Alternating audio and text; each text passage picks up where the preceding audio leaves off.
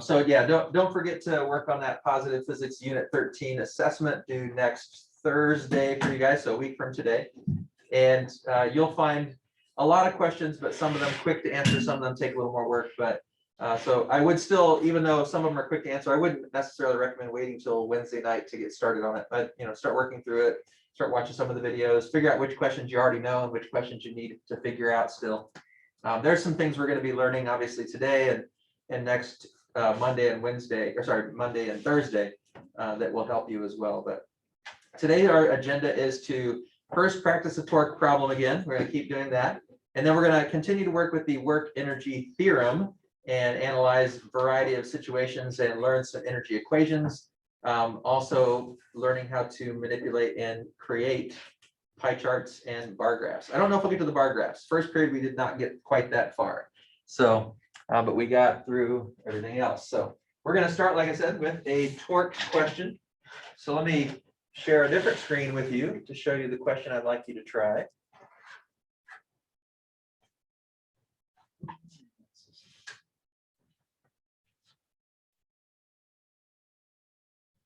All right, so come back here where you've got the clearer screen to see. Sally, hopefully, I'm not sure where Aiden and Rocky are. They're usually there in the virtual crew with you, but hopefully they'll make it here. That's so sad. Yeah. The breakout rooms. Yeah, I was like, why is this so small? But you're the only one there. So you and my other identity are the only two in the Zoom. All right, so for this question, I want to give you an option for how you can solve it. So let's read the question, then I'll give you the option on how you can think it through. A lunch tray is being held in one hand as the drawing illustrates. The mass of the tray itself is 0.2 kilograms and its center of gravity is located at its geometric center. On the tray is a 1 kilogram plate of food and a 0.25 kilogram cup of coffee. Obtain the force T exerted by the thumb and the force F exerted by the four fingers. Both forces act perpendicular to the tray, which is being held parallel to the ground. So if we look at the picture, just a quick reminder, the 3 steps I generally recommend for solving these kind of problems is, first, don't worry about torque, just figure out what all the forces are. Okay, figure out what all the forces are and see if you can come up with some sort of force analysis equation. When you do that, you'll usually come up with some good information and you'll still be probably missing a couple variables. Then, second step, remember I gave you kind of 3 steps before. Second step, identify the axis of rotation. And so where is the axis of rotation for this scenario? Where F is, where the tip of the 4 fingers are, right? That's, if this tray were to pivot, it would pivot around these fingertips, right? So that's where your axis of rotation would be. And so that's the second step. So figure out what all the forces are, then identify where the axis of rotation is. Sometimes it's optional. Sometimes you can pick different places, but for this one, there's really only one thing that logically makes sense. Where the fingertips are is the only one that makes sense for the axis of rotation. Then once you've done those 2 steps, then start breaking down the torque. All right, so those are the 3 steps I recommend you trying to process. First hint, notice that all of these numbers are measured from the edge of the tray. But when you're finding torque, so when you get to that third part, you should be measuring where the force is not from the edge of the tray, but where the force is from the center or the axis of rotation. So that's why you need to figure out that this is the axis of rotation so that you know what those measurements are. And they're not giving you the numbers from that spot. They're giving you the numbers from the edge of the tray. So don't miss that little detail. Okay. That's your, I guess that's really your only hint. Now, if you would like to do this problem as normal, then you can assume that since almost all the tray is on this side of the fingertips, that you can count all of the tray's mass as being over here and causing rotation this direction. All right. If you would like to challenge yourself, Yes. you can say, well, technically only 3/4 of the tray is on this side of the fingertips and 1/4 is on that side. So technically there's mass on both sides and therefore weight on both sides. If you would like to do it that way and challenge yourself, you get a very similar answer because there's so little amount over here that you get a pretty small difference in your answer. But if you'd like to challenge yourself and see if you can do that, go for it. All right. I'm going to demonstrate the simpler version just for the sake of time, but we'll talk through the more complicated version if you'd like to challenge yourself with that. All right. Any questions on what to do? Sally, any questions? No? Okay, we'll give you 6 or 7 minutes. Go ahead and work through this problem, solve as much of it as you can, and we'll see what you come up with.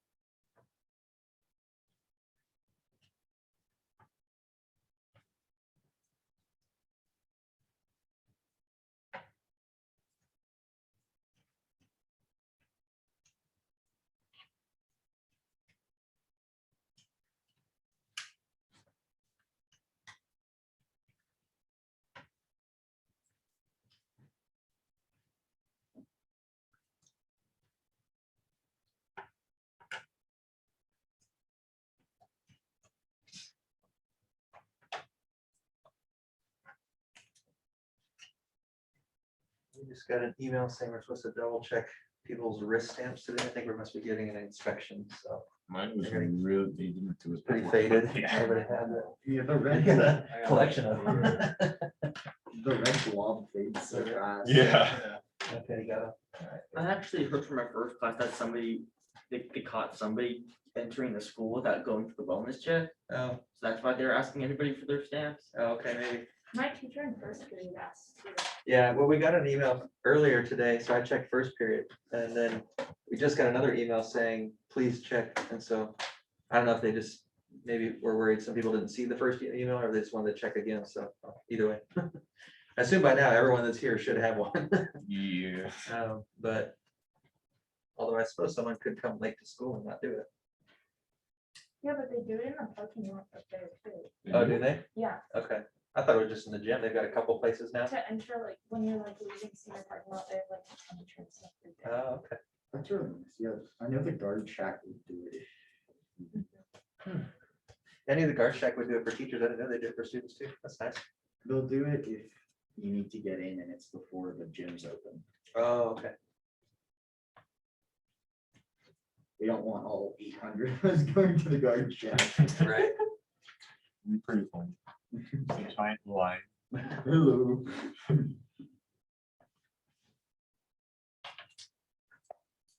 So how are you guys doing in here? Anybody finished yet? Still working? I'm a little stuck. Still stuck? I think I got it. Not too confident about the answer. All right. Does anybody else think they have an answer yet? You think you have an answer? You're just not sure you're confident? Yeah, I was a little unsure what to do for one step. Okay. Give you a couple more minutes to process it. Sally, how you doing? You finished yet? Still working? Stuck? I'm still working. Still working? Okay. Give you a couple more minutes.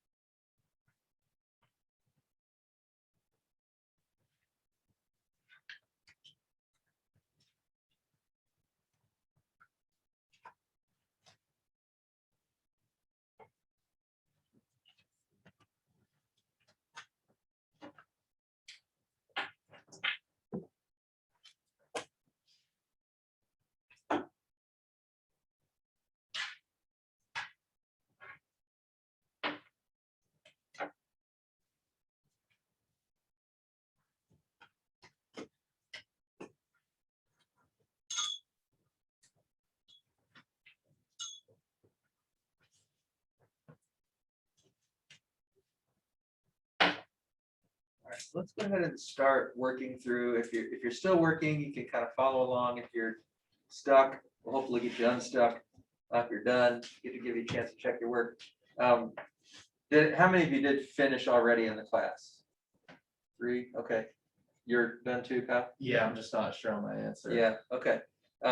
So it'll be interesting to see once we check your work. How many of you that are done, try the challenge part, like splitting the maths? Anybody? I did it both ways and I got the same answer, so I'm not sure if I did it right. Okay. When we went through the more complicated one last period with a couple students, and we got slightly different values. It may just be how you round to. Okay, yeah, Yeah, we got like 58 versus 60 and 72 versus 74. yeah, It was pretty close. I might have done, yeah, I'll see what, all right. Sally, were you able to finish? Are you still working or? I'm finished, but I'm not sure if I did it right. All right, did you try to split the mass up for the tray or did you just leave it as one thing? I split them up. Okay, so you definitely challenged yourself. All right, so and for those of you that tried the challenge method or the challenge solution, you won't see that step, but the steps you would need to take are all going to be here. So we can kind of talk through how that would be slightly different. So the first thing that we want to do is make sure we're processing the forces, or at least that's my recommendation. And so I always start with just thinking of equations first. So one is I have over here on the right, the downward forces and the upward forces have to be balanced because the tray isn't rising or falling or anything, it's just being held parallel. So the down forces and the up forces must be equal. The only forces pushing up are those fingertips. Every other force is pushing downward. The thumb is pushing down on one side, the weight of the tray, the weight of the food, and the weight of the cup are all pushing down on the other side. Now, if you did the challenge, then you would have the force down of the thumb, or sorry, the force down of the tray is going to be kind of split when we get to torque. But for the forces, it still just has the weight force from the center. Okay. I mean, I guess you could break it into 2 weight forces, but they're just going to add up to the same total. So for forces, it doesn't really matter. It's just the torque. All right. So any questions about logically or conceptually what is pushing up, what is pushing down, or the fact that the ups and the downs would have to be equal? Does that make sense?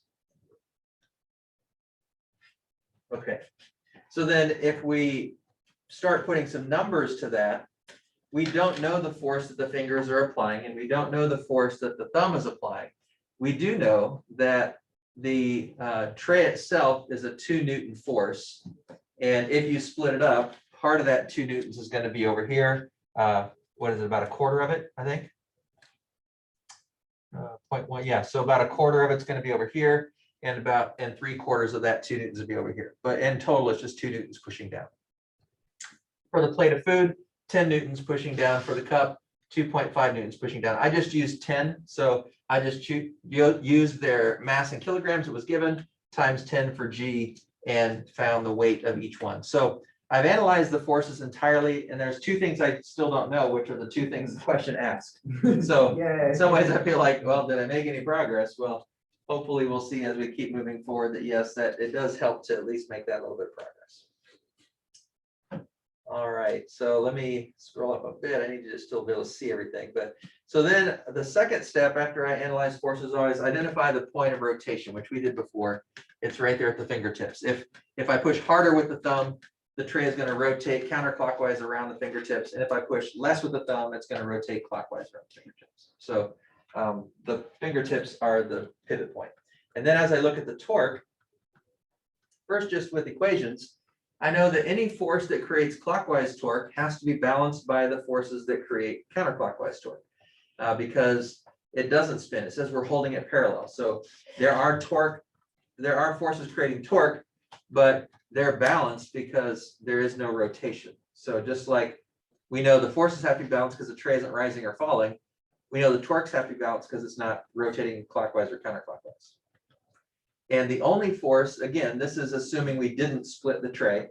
The only force that is causing a counterclockwise rotation is the thumb.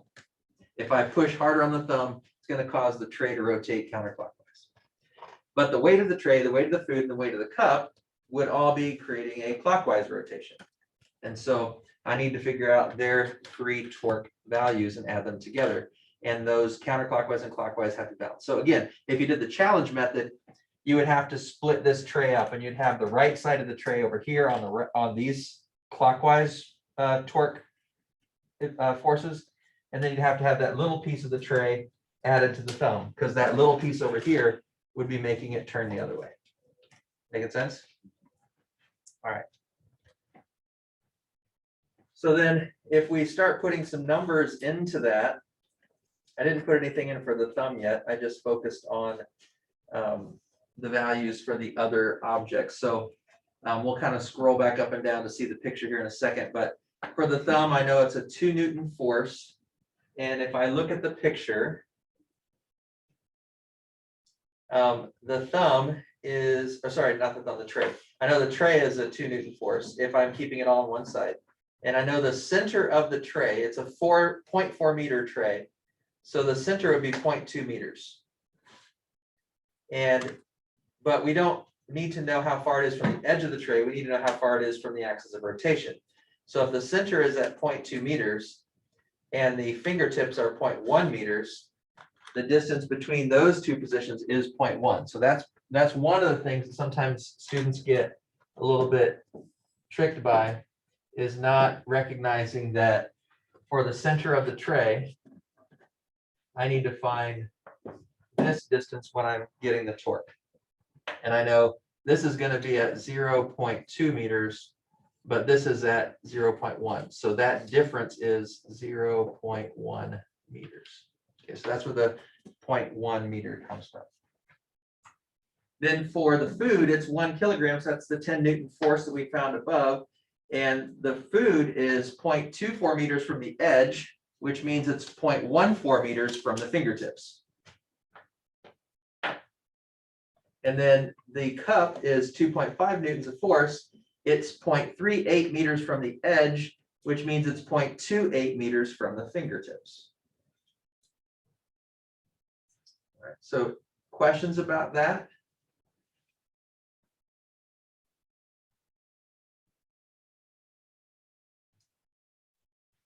So the difference here in if you did the challenge method, this wouldn't be 2 newtons, it would be 3/4 of that. So 1.5.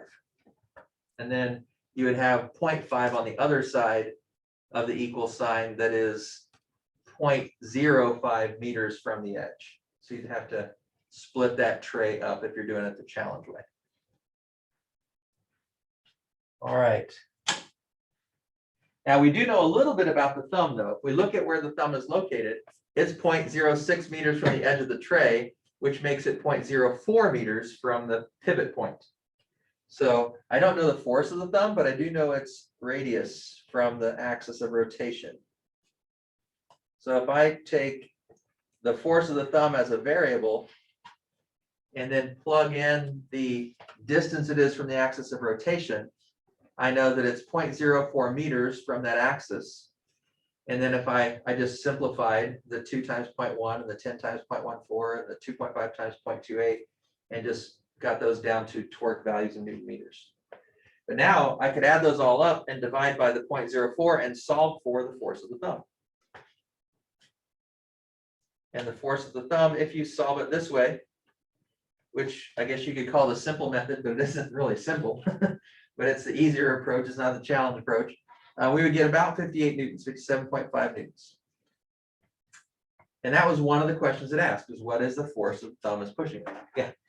So when I solved it the challenge way, Mhm. I put 1.5 times 0.15, so 1.5 newtons times 0.15 meters on the right side of the equation. And then- 0.15 meters. Let me look at the picture again.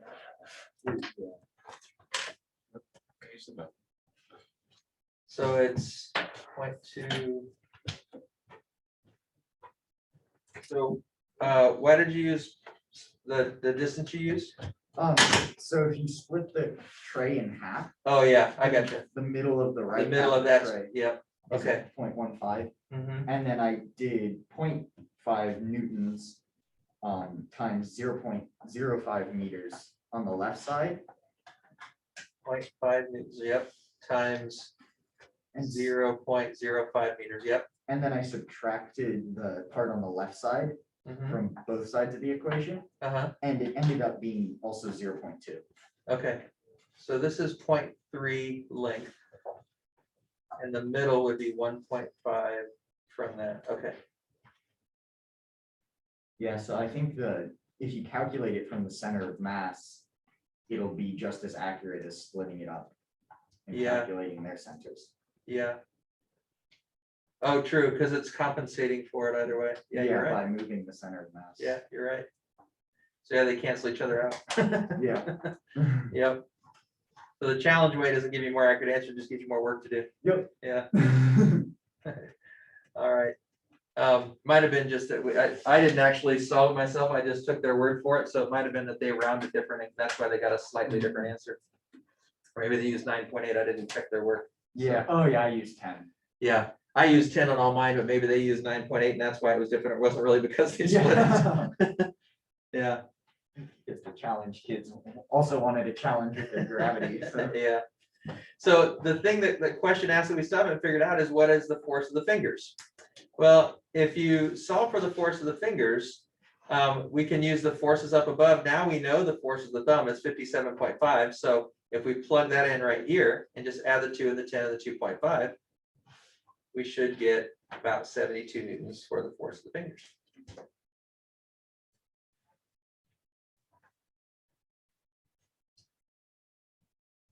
All right, questions?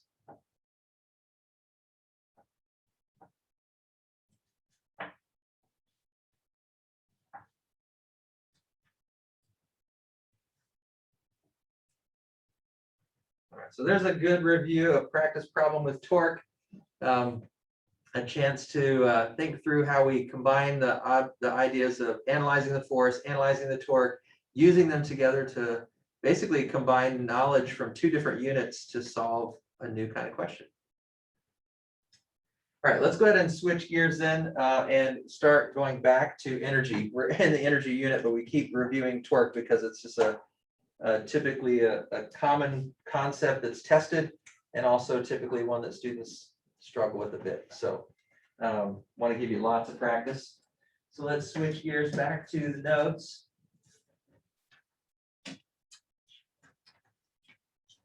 And we're gonna begin to break down some energy problems. So if you are, well, Sally, you're the only one that's in the Zoom. If you want to go to Unit 8, kind of in the middle near the top on topics for Unit 8, you'll see Worksheet 1, and that's what we're going to take a look at is Worksheet 1 and Unit 8. For you guys that are in the class, if you haven't picked it up, they've been over here for a couple of days now, but if you haven't picked them up, Worksheet 1 is the one we're going to work on today. So you can grab that, and this is actually on that worksheet. I forget which number it is. It's like it's number 7.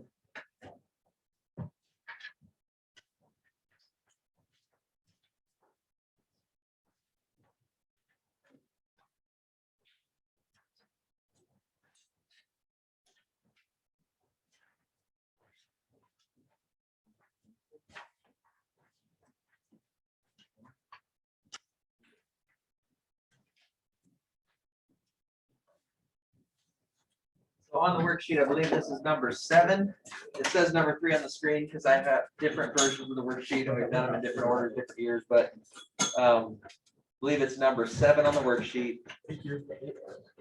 And so Andy, you may want to grab worksheet 1 over here on the side if you did pick it up the other day.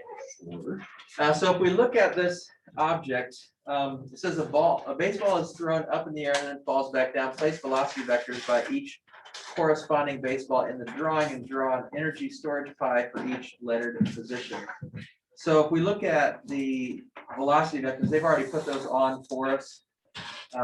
Probably that's a fairly easy step at this point in our physics progress, but we would have a lot of velocity initially at position A. It would be decreasing at position B significantly, but still have some velocity. And then at C, it's at the peak. So at that point, it has no vertical velocity. And then falling back down at D, it's got a pretty good velocity because about halfway back down. Then at E, it's going to have nearly its maximum velocity because it's almost back down to the ground, or whatever this 0 level is, if that's the level of the hand or the ground or whatever it is. So what kind of energy does the ball have at position A on this chart? GP. It's gonna have just a little bit of gravitational potential because it's just a little bit above our zero level. Definitely has a lot of kinetic energy because it would be moving at nearly maximum velocity at this point, right? It hasn't lost much velocity because it's barely gone up at all. How about at position B? GP and KE.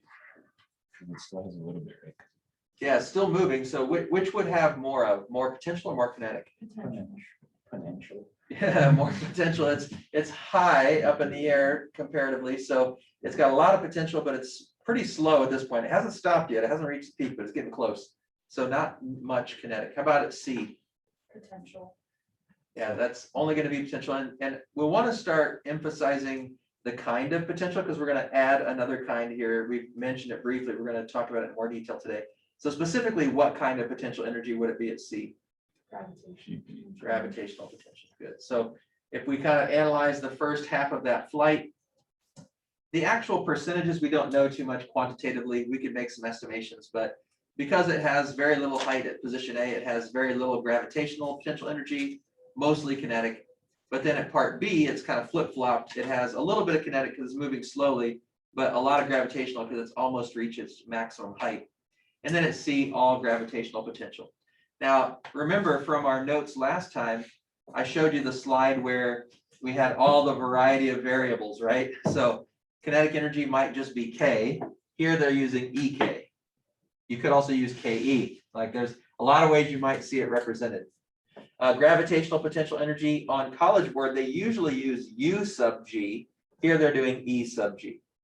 Okay, so just a reminder that you'll see a variety of variables representing these kinds of energy. The key is that you understand what they're called. A second thing I want to note is we're not going to spend a ton of time on pie charts. We're going to talk about it for about 5 minutes and then have you practice for about 10 and then kind of check that for about 5. So we're only going to spend maybe 20, 25 minutes max on this because you're not going to be asked to draw pie charts, or at least I've never seen you students asked to draw pie charts on the AP exam. But I think going through the process of thinking of the transformations kind of helps when you're solving other problems. So we won't spend a bunch of time on it, but I want to practice it just a little bit. So how about D? What are we at there? I'm thinking it's kind of like, yeah, Okay. but a little more on KE. All right. So yeah, it kind of depends. Is it exactly halfway down? Is it not quite halfway down? So pretty close to half and half, right? Whether it's exactly half and half or not, it's going to be pretty close. And then how about an E? Same as that A. Yeah, it's going to be same as A because it should have the same velocity in terms of quantity or magnitude. And energy is a scalar. Energy is not a vector. Been a while since we worked with scalars. We've been focused on vectors for so long. But energy is a scalar, so the direction doesn't really matter. So at the bottom, it's going to look just like A because it has the same velocity and the same height.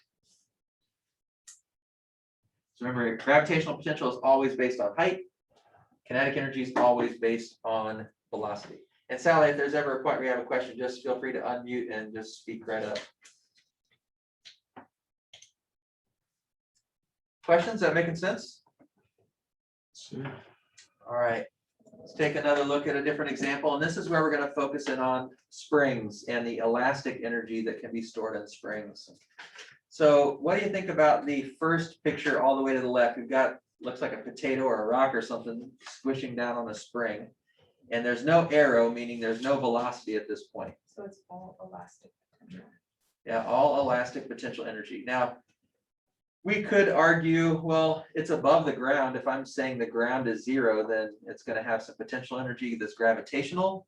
But Let's not. yeah, I mean, you kind of have the choice, right? We can make 0 whatever, we can make our 0 height whatever we want it to be. Yeah. And if it's never going to go below this height, then we don't really need to make it the ground, right? We can make it the spring.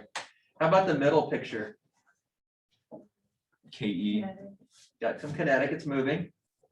And would it have gravitational potential? Because it's like above 0. Yeah, now it has height, so it's got gravitational potential. It's got velocity, so it's got kinetic. It's got height, so it's got gravitational potential.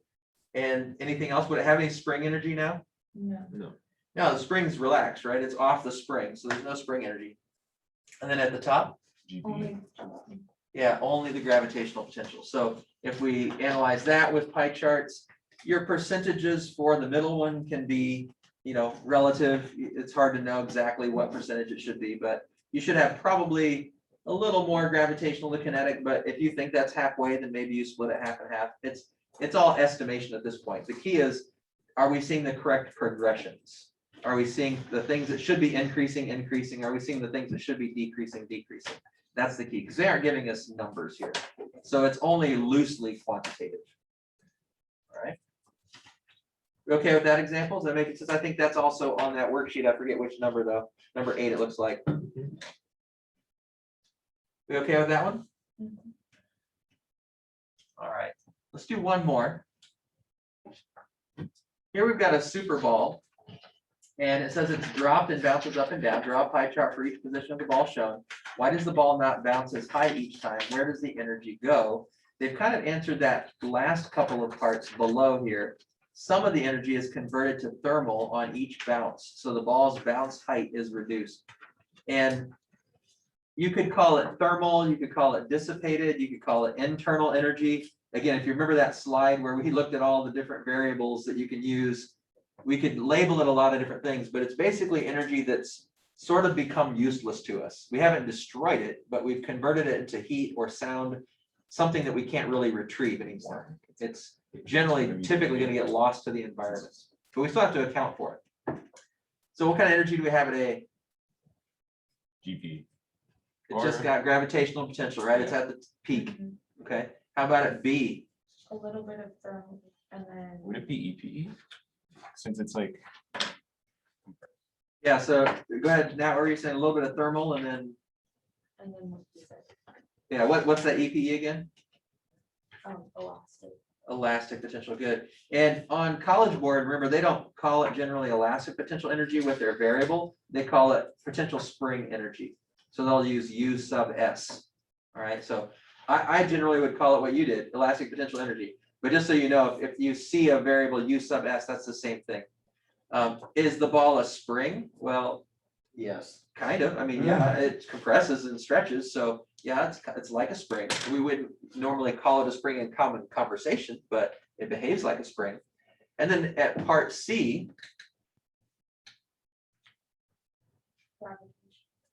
gravitational potential.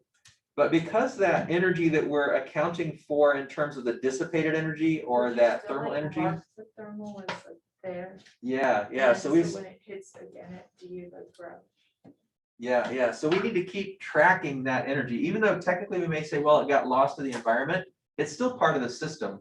We can't just eliminate it. Otherwise, our pie chart won't work, right? So if we look at the first half of this, we've got all potential gravitational to begin with.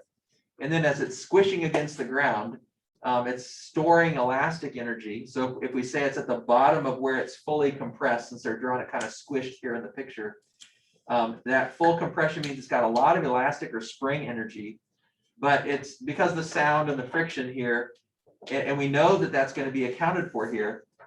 In the first couple examples, we just ignored air resistance and drag, right? We never counted any dissipated energy. Here, they're showing us something's lost because the ball doesn't bounce up to the same height. If nothing was lost, it would bounce up to the same height. So we can see by the pattern of the ball decreasing in height that energy is being converted to a non-usable form.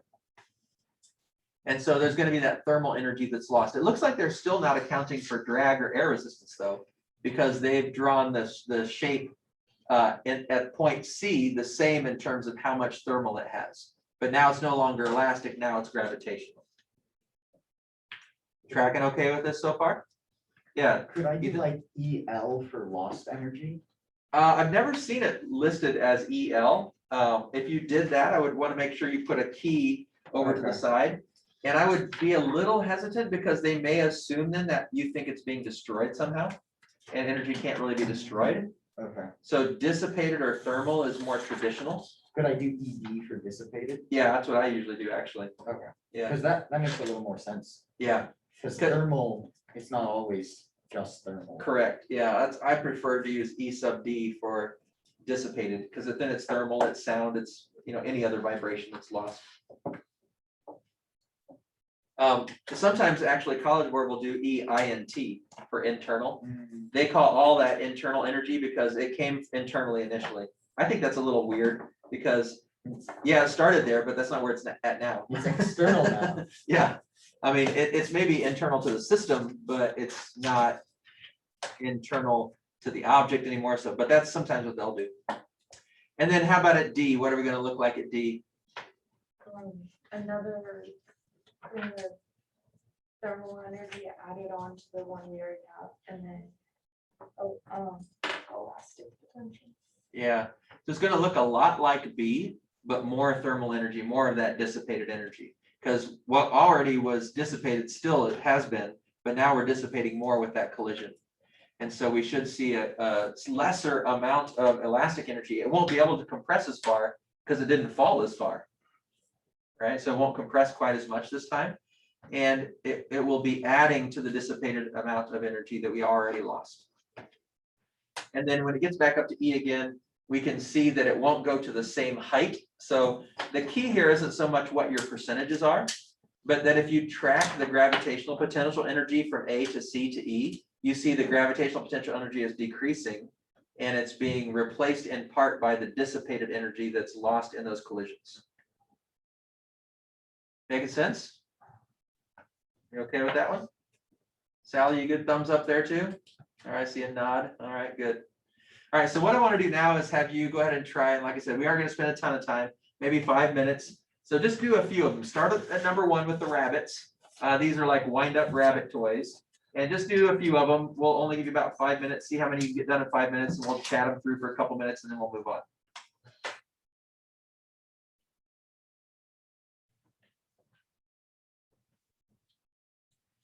And if you want to consider dissipated energy, you can. If you want to ignore it, you can. What I really want to see is the trend. Okay, are we seeing proper trends? I would encourage you, for some of them at least, try to think about the dissipated energy. If you've ever seen one of these toys, it makes a lot of noise when it's clicking and clacking, right? So you know there is going to probably be some dissipated both from thermal and from sound.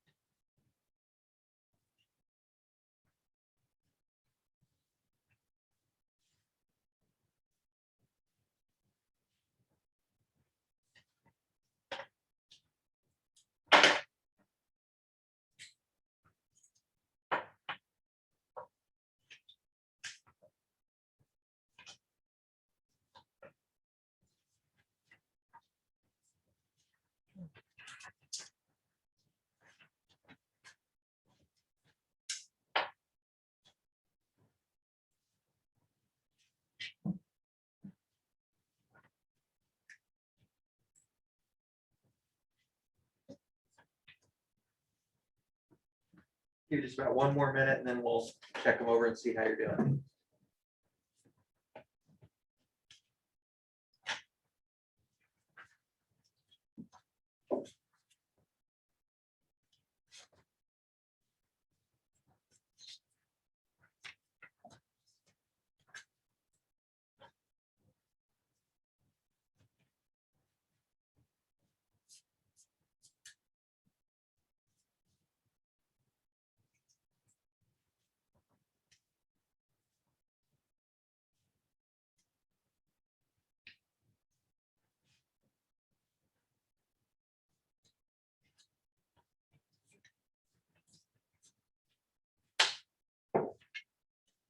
Where are we going to? Just 1, 2, and 3. Just, yeah, however much you have time in the, yeah, we're gonna start right now, so wherever you're at right now. So, as I mentioned, this worksheet, this process of drawing pie charts, I've never really seen College Board ask you to draw a pie graph for energy. But I would say if you are answering a question where showing a pie graph would help you explain what you're trying to say, use it. And so that's one of the reasons I want you to kind of think it through. I also think just anytime students can process something mentally and then translate it to some sort of visual picture or some sort of graphical picture, it helps the understanding deepen. So you could always use pie charts to explain, even in a paragraph length response. You know, you could say, see the images below this paragraph and draw some pie charts. So it could still help you, even though I doubt if they will ask you to actually draw them yourself. All right, so let's switch gears here and look at some of these. Again, yours may be a bit different. The numbers don't quite line up exactly with my key here. But your number 1, I think, is my number 2 on this version. I have so many versions of this worksheet. So they're all numbers everywhere. But for this one, we got a wind-up toy, and it's going across level ground, and it's speeding up. We can see the vectors underneath. We get a small velocity that's increasing. And so the trend is really what we're looking for. Do you see that the elastic energy is decreasing as the spring unwinds? And do you see that the kinetic energy is increasing as the velocity increases? Now, you may assume that by the last picture, the spring has totally unwound and that's its maximum velocity. So you might not have any elastic energy in the last one, and that's okay. You might have slightly different percentages, and that's okay too. You might not have included thermal energy. It kind of depends on the context of the question for AP. If it's clear in the context that they're saying internal energy is conserved, ignore it. But if they don't say that and you want to talk about it in your answer, include it. All right. So any questions about that first one? Just are you seeing the trend that we're looking for?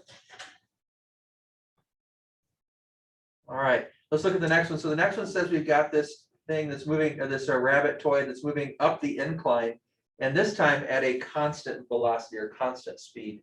So we start off again with lots of elastic energy. It's all wound up. And as it moves up the ramp, the spring is unwinding. So we should see the elastic energy decreasing. You might assume it decreases all the way to 0, which is fine. In this one, they didn't assume that, but you could. The kinetic energy should be the same size, no matter how big you drew it. It should stay that same size all the way through, because it says it's going at a constant speed. So the K energy, kinetic energy, should stay the same. And then for gravitational potential, depends on your analysis. If you're assessing that at the beginning, it's starting at ground 0, it wouldn't have any at the beginning, but you should see it showing up and then increasing as it gains height moving up the slope. So you should see an increasing amount of gravitational potential. And then if you are accounting for any dissipated energy, you should see that slowly increasing also as you move up the ramp. But the one value of pie charts is it emphasizes that conservation, that all the energy that we're starting with is still there in the system.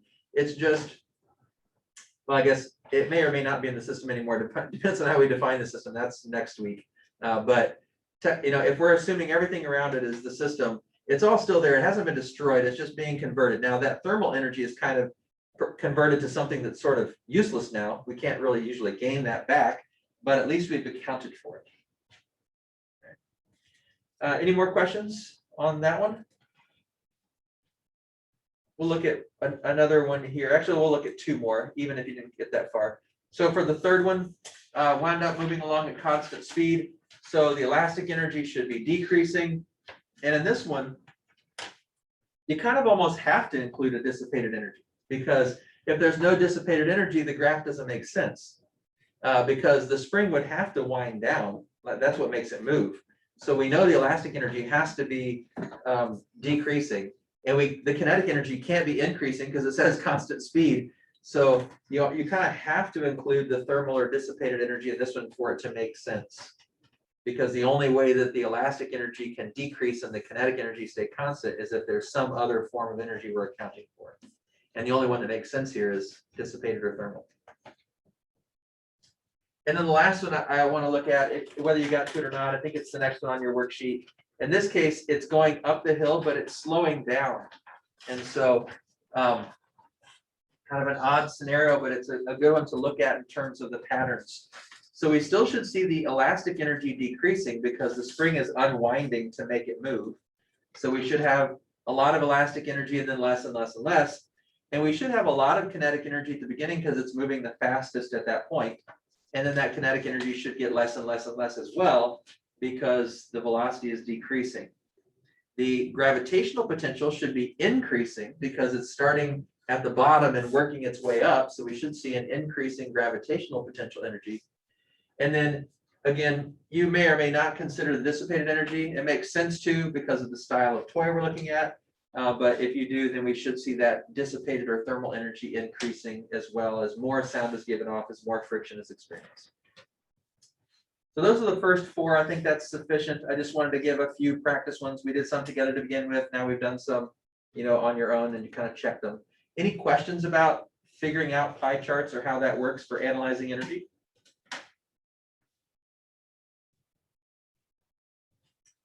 Hopefully it's making sense. Looks like I'm not hearing any questions. So I'm assuming that all is well. All right, let's go back to the notes and just have a couple more things to cover. We're getting pretty close to the end here for today.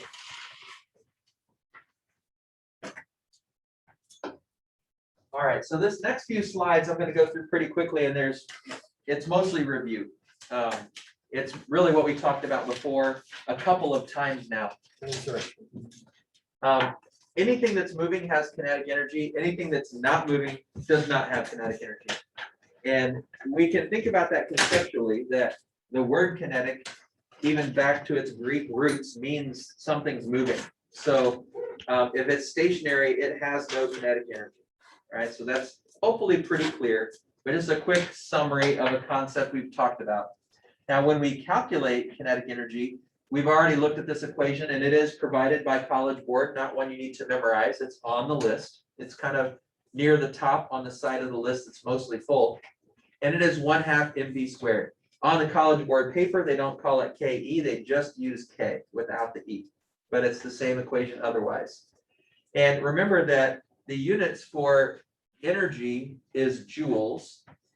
Technically, it breaks down to a Newton meter, or even further, it breaks down to kilogram meters squared per second squared. But we've got kilograms for mass, meters per second, both values squared. So kilogram times meter squared per second squared.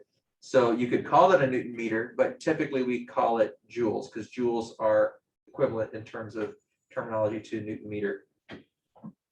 So any questions about that? Just a quick review. We've talked about it before, but. All right.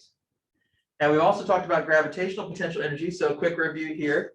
The way that we know the formula, or we can remember the formula, is that the potential energy due to gravity is just the force of gravity times the height that it's going to fall or could potentially fall. And so when we think about that, it's the work-energy theorem, right? The work that we can calculate is force times displacement. So if it falls, or if we're raising it, it's going through a displacement, and it would require a force to raise it that we apply, and it would be pulled down by the force of gravity if it falls. So there is a force, there is a displacement, so work is done. And if we think about that work being done as the potential energy that's stored in it, when we do work to put it on the top shelf, it now has potential energy stored in it. So we've done work by applying a force over a certain distance. Force that we're fighting against is the weight of the object, which is mg. And the displacement that we moved it through was delta y or delta x or h. You know, we can label it any of those ways, but I usually would represent it as PE equals mgh. On College Board, it is U sub g. So remember all the different variables. U sub g equals mg delta y.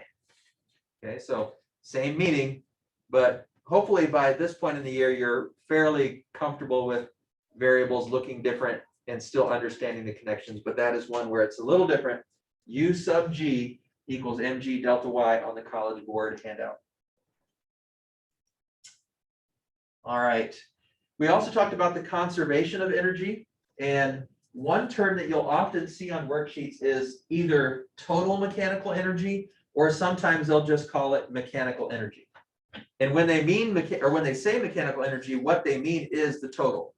So if they say, well, there's this much potential energy and there's this much kinetic energy, what's the mechanical energy of the system? They're just wanting you to add those together. Right? The mechanical energy is just the total.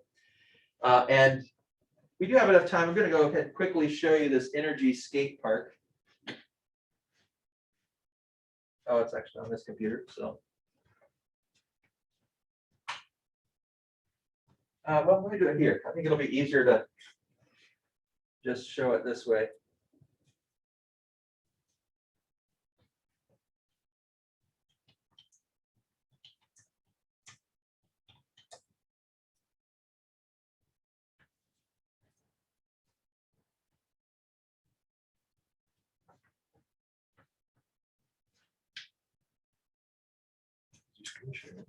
Not yet.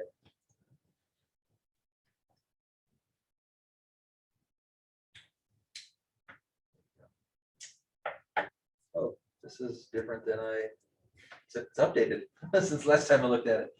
All right, so you can see the energy skate park now, Sally.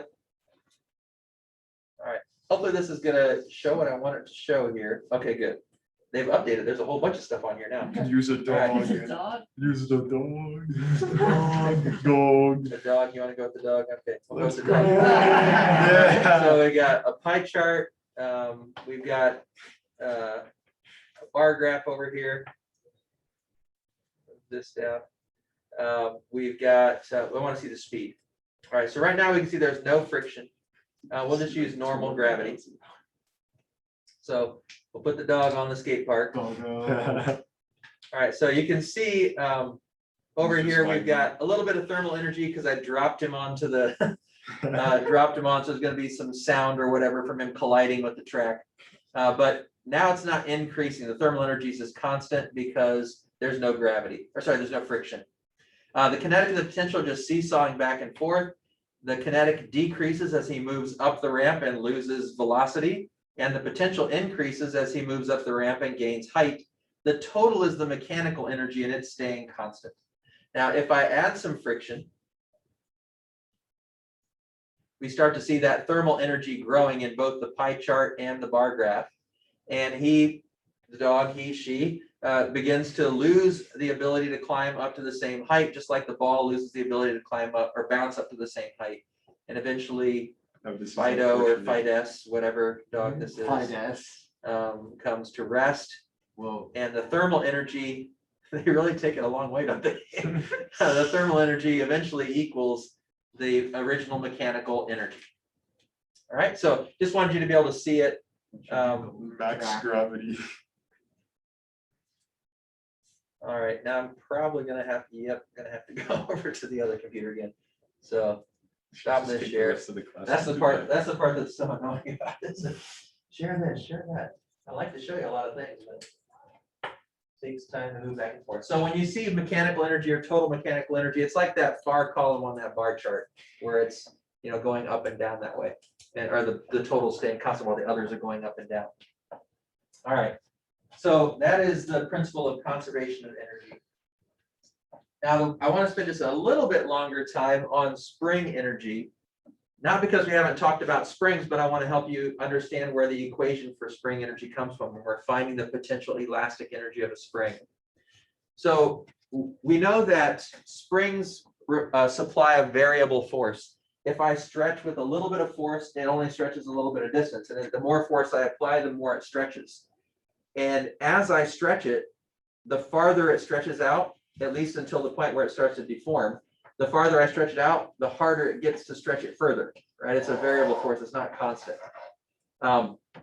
Same if I compress it. If I have like a spring from something that's really rigid, like on a car part or something, when I first start to compress it, I might be able to compress a little bit, but the more I try to compress it, the harder it gets. So that force is variable. And because the force is variable and work is force times displacement, the work is going to be variable as well. So that's the first thing. Because the force is variable, the work that we do to compress or stretch the spring also must be variable. And if the work is variable, what else has to be variable? According to the Work-Energy Theorem, Energy? the energy, right? So if the force is variable, the work that we do to compress or stretch is going to be variable. If the work done is variable, so is the energy. Because the Work-Energy Theorem tells us however much work I do is how much the kinetic energy is going to change for that system. Air resistance is another example, along with spring force, of a variable force, a force that changes depending on the nature.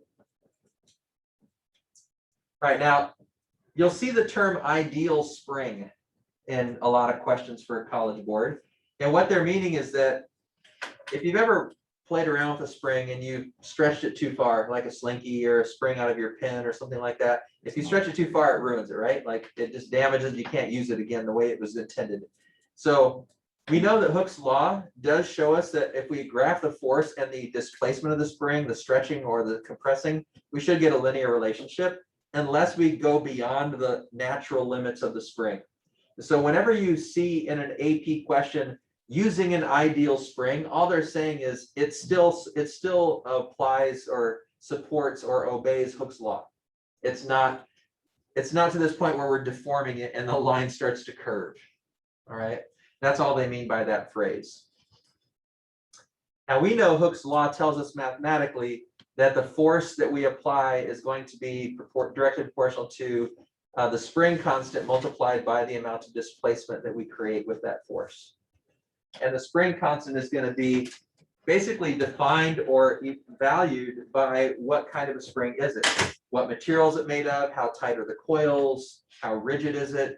All those things are going to define what the K value or spring constant is. Notice this is lowercase k, not capital K for energy, right?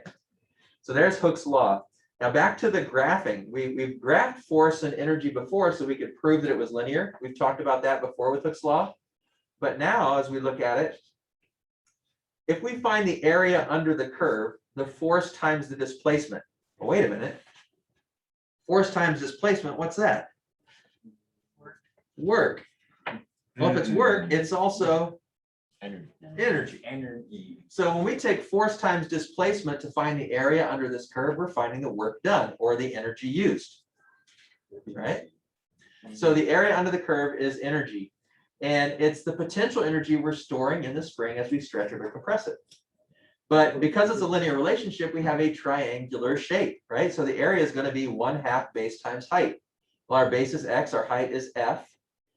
But according to Hooke's law, that force is k times x, right? That's Hooke's law. So if we substitute kx in for force, that's where the 1/2 kx squared equation comes from. Now today, this is the first time I think we've shown in class this equation. It is on the AP formula list. It's sort of down towards the bottom left. And instead of PE for potential energy or EPE for elastic potential energy, they call it U sub S. U always means, capital U always means potential energy, and the S stands for spring. Okay, but the rest is exactly the same, 1/2 kx squared. And so that is basically Hooke's law converted or modified to determine the energy stored in a spring when we compress it or stretch it. Any questions? All right. So last thing I want to finish with here. When we have an object that is attached to a spring, and here's another one of those little tricks I like to play. we're gonna talk about the things we've already learned, but I'm also gonna add some words in here from another topic we're gonna finish the year with later, okay? So the last term that's still on the exam now is called simple harmonic motion, which means an object is moving through some sort of repeated pattern of motion, which is what we're illustrating here. So to describe what's happening here, this is a sequence of snapshots. And this mass, this box, is attached to a spring, and it's on that magical physics frictionless surface, Oh, right? yeah. So no friction, it's just Nice. bouncing back and forth. So what we're doing here is it's attached to the spring and we stretch it to one side and we let go. And it's just gonna, the spring's gonna pull it back, but then it's gonna have momentum, right? So it's not gonna just stop at the 0 spot. It's gonna go past that and start to compress the spring on the other side. And eventually it can't compress it anymore and it's gonna stop temporarily and push back. And it's just gonna keep oscillating back and forth. That is simple harmonic motion. When an object moves in a very repeated pattern like that, where it just bounces back and forth, that's simple harmonic motion. So there's your foreshadowing of something we'll finish the year with. We'll know almost everything you need to know about simple harmonic motion before I actually teach you. Because you've already learned period and frequency, and now you know what the word means. There's not really much else to learn. So we'll take like part of a day to sort of wrap that up because you learned so much in the midst of learning everything else. But here, let's look at both the forces and the energy. So in picture A, top left, that is when the mass is pulled all the way out to the right and the spring is stretched. So right now you can see the F force vector is pointing back to the left. The spring is pulling back to the left, but at this point, the box is not moving, so it has no velocity. If it has no velocity, what kind of energy does it not have? Kinetic. Kinetic. But it is being pulled by that spring, so it does have Elastic. elastic potential, right? We let go and it starts to slide across this frictionless surface. What is going to happen to that force as it slides? It's going to lessen. It's going to decrease, right? Because the spring is going to start to get more and more close to its relaxed position. So the force will get less and less and less. In figure B, we can see right now it's at that point where the spring is actually relaxed. When we see X equals 0 underneath there, that means this spring is not stretched or compressed. It's actually in that perfect position in the middle where the spring is actually relaxed. So above it, you can see F equals 0. The force is not pulling or pushing anymore at that instant. But you can also see these little like trail markers beside the box, meaning it is still moving. Okay, it hasn't stopped there. It's just passing through that equilibrium position. But that would be where it has maximum velocity because it's gone from still and that force is going to accelerate it, right? Forces accelerate. So it's going to accelerate and get faster and faster. But right here, the force quits pushing or pulling. So when there's no force, there's no Energy? Wait. acceleration, right? No force, no acceleration. No acceleration, the velocity stays constant. So it's reached its maximum velocity. And in that instant, it's not going to get any faster or any slower than that. That's as fast as it can be going in this scenario. But only for an instant. But only for an instant. Because that makes sense. Yeah, so as soon as it moves a micrometer past that, now it's starting to compress the spring and it's not going to be going at that maximum speed anymore. It's going to be slowing down as the spring compresses, right? And when in figure C, when it compresses the spring as far as it can, it's going to have a velocity of 0 again at that instant, right? And that's when the force of the spring is maximized because it's compressed. And then you can also see they've got the normal and the weight force labeled on here with N and W, showing those are balanced. And so the vertical forces can sort of be ignored in this situation. And then it comes back the other way. It reaches the middle again. Now it again has no force because the spring is relaxed, but it is moving at its maximum velocity in the positive direction now. Here it was in the negative direction. And it just keeps vibrating back and forth, oscillating back and forth, and changing from, well, you tell me, where does it have maximum elastic potential energy? C. A or C. And A. And E, For that right? matter. Anytime it's at the ends, right? Anytime it's at the ends of this range of motion, it has maximum potential energy. And what is its kinetic energy in A, C, and E? 0. None, right? It's now moving. It's got that velocity of 0, like a projectile at the peak of its flight, right? Where is it maximizing its kinetic energy? In the middle. And what's the elastic potential in the middle? 0, because the spring's relaxed for that instant, right? So it's going from full potential elastic energy to full kinetic, back to elastic potential, back to kinetic, back to elastic, and it's just vibrating back and forth, oscillating back and forth between these extremes. What about when it's between the end and the middle? Yeah, it's going to have some of each, right? If we, instead of looking at it clear out here at the end where it's reached the end of its stretch, what if it was right here in between? Well, right here in the between, it is moving, so it's got kinetic.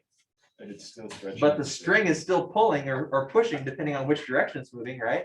So it's still got some elastic potential as well. So we know some specific points where it's all elastic potential. We know some specific points where it's all kinetic, and anywhere in between, it's going to be a mix of the two. Tracking me okay with the energy?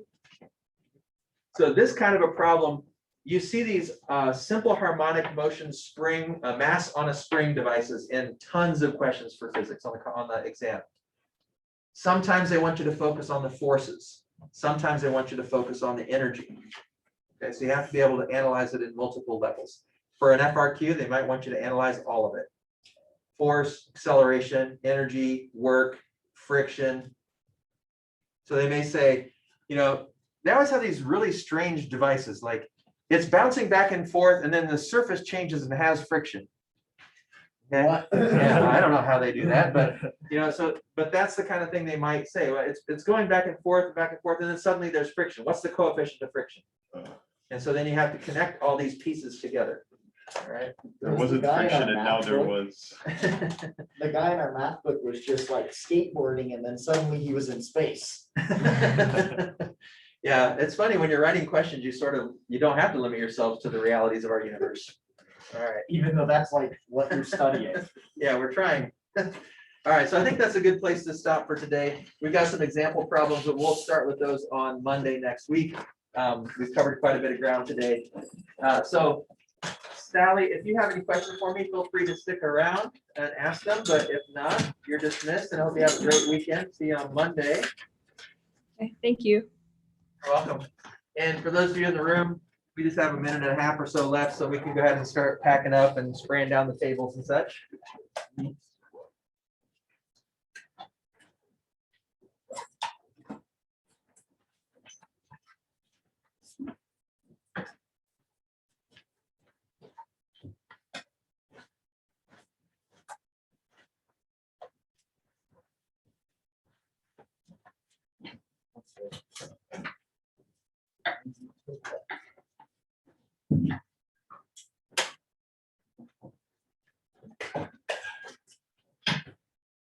Thank you. You're welcome. Have a good weekend, Jack. Physics room was less cramped, even though they're trying to space us out more. Yeah. It actually, it feels that way, but I think it's because of the arrangement, and we have more chairs. Like, Yeah, there were only there's a lot. there were only 5 tables in that room, Yeah. and now we've got what, 2, 4, 6, Are any of your classes 9. this full? I have one class that has more than you, but they have 2 more students than you guys. Oh, so nobody's using like the back row. No, The back row distances. It's like a lecture. But I hall think- in the back row. Yeah. yeah, I think I'm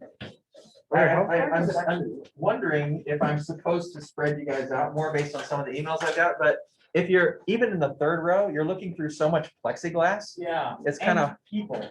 Yeah, it's hard to see. And so if you're in the background, I feel like you'd almost have to stand to see anything in the background. Oh, Yeah. my. So you're so far away. You guys can be dismissed whenever you got things cleaned off, so thank you. Thank you. Thank you. Yep. Good one. You too. I would say. The lecture hall. Yeah. How many plexiglass people are through that one? I have one class that's only got 4, and then you guys have what, about 8 or so, 7 or 8? Thank you, Mr. Webb. You're welcome. Thank You guys have a great weekend. Thank I'll you. see you tomorrow, Andy. See you. And Evan. Thank you. See you, Kate.